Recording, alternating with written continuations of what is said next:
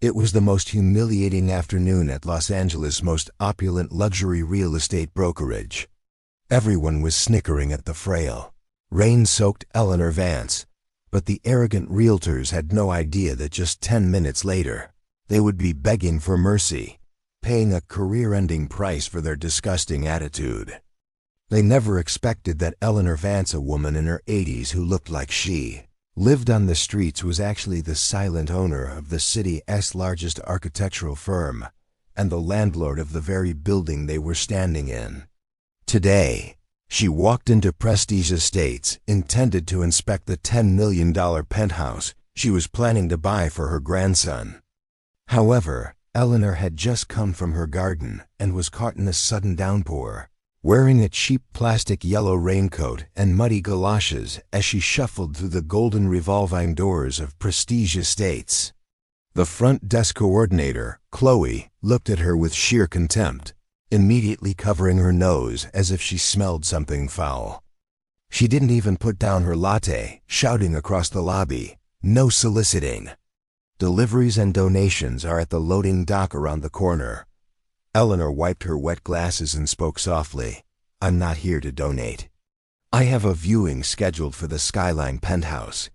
Chloe let out a loud, incredulous cackle, attracting the attention of the entire floor. "You? A viewing? Look at yourself. You're dripping dirty water on my imported rug. Did you escape from a nursing home? The bus stop is 2 blocks down."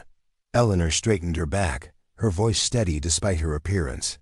"My name is Eleanor Vance. I spoke to the director yesterday." A few agents standing near the espresso bar began to point and laugh openly. Ryan, the brokerage's top-selling shark, stepped forward and blocked Eleanor's path, looming over her menacingly. "Listen, Grandma," Ryan spat, checking his expensive watch. "We don't have time for senile delusions. You couldn't afford the brochure for this property, let alone the door handle." Eleanor gripped her umbrella tighter. "I suggest you check the schedule." Ryan turned to Chloe and sneered.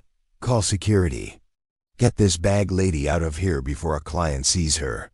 As the security guards approached, Victoria St. Cloud, the branch manager, walked out of her glass office. She looked at Eleanor and sighed with exaggerated annoyance. "What is this commotion? Why is there a vagrant in my lobby?" "She claims she's buying the penthouse," Chloe mocked. Victoria rolled her eyes.